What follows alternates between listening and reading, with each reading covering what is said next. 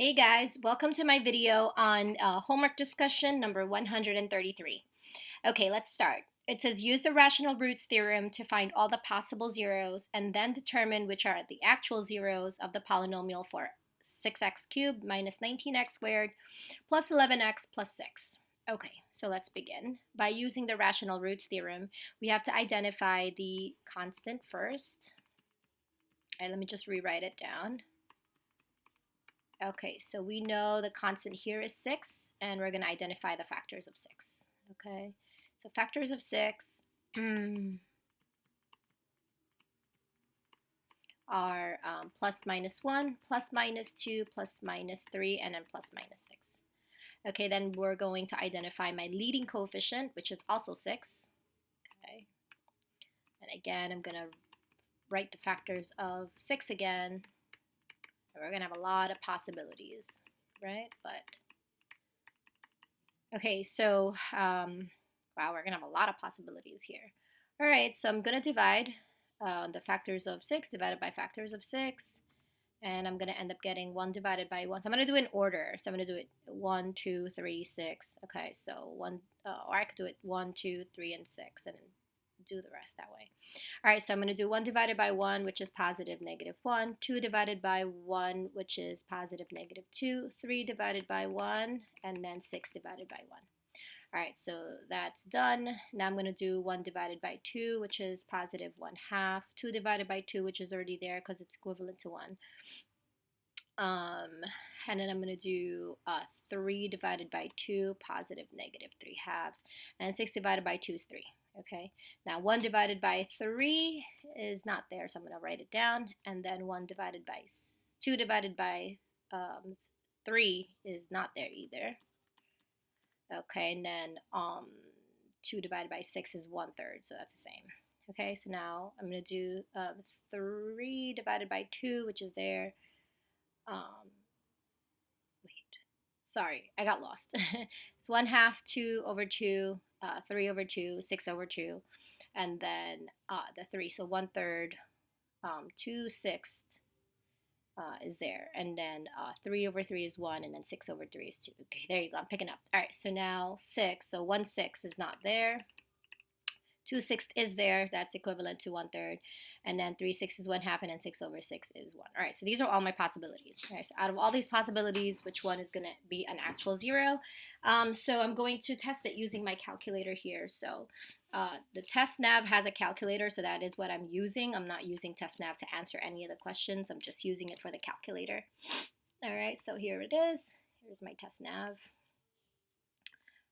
So I'm going to test for x equals 1. So I remember that the equation is 6x cubed minus 19x squared, and then plus 11x, and then I believe it was plus 6. Okay, so plus 6. All right, so 1 doesn't work. Let me try if negative 1 works. Okay, whoops, sorry, that's to the third power, minus 19, negative 1 to the second power, and then plus 11 times negative 1, and then plus 6. All right, so that doesn't work either, so I'm going to try 2 now. So to the third power, minus 19 times 2, to the second power, plus 11 times 2, and then plus 6. Okay, that works. Okay, so all I need is 1 for now, and then I'm going to go back and figure out the rest by factoring. All right, so 2 works, and I'm going to now do my synthetic division.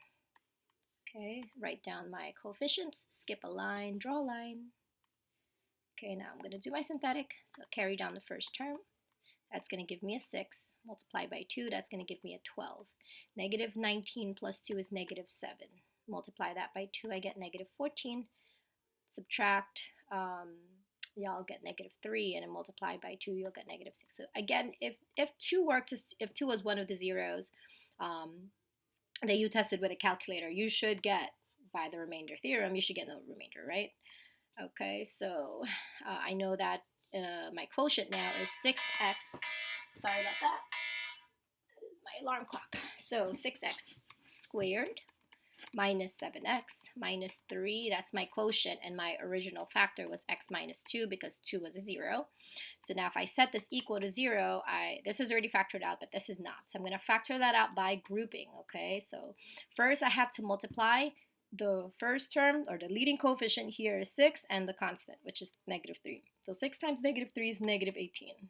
Okay, so that's what I'm going to place at the top. And at the bottom, I'm going to place the middle terms. And now I'm trying to think about factors of negative 18. When I add them is equal to negative 7. All right, so I should use negative 9 and positive 2. Because negative 9 and positive 2 is negative 18 when you multiply them, and negative 9 plus 2 is negative 7 when you add them.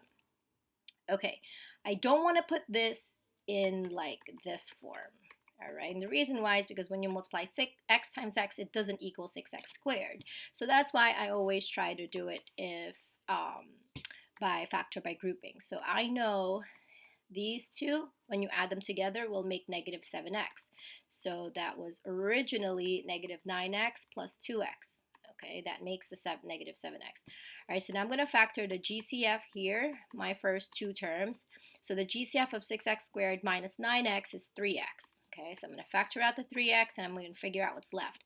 In order for you to multiply, in order for you to get your 6x squared back, you need to multiply 3x by 2x. And then 3x times negative 3 will end up giving me negative 9x. Okay, so now I'm going to do the same thing here. I'm going to factor out the GCF.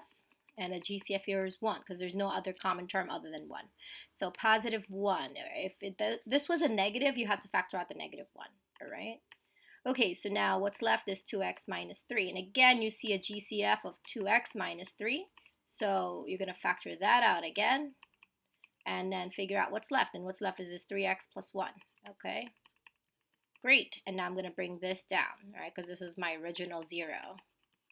Okay, so now I'm ready to solve, all right? So in color, x minus 2, well, x is going to equal 2. We already figured that out from the calculator. Here, x is going to equal negative 1/3. And then here, x is going to equal positive 3/2. Okay? And those are my 3 zeros. And thank you for watching.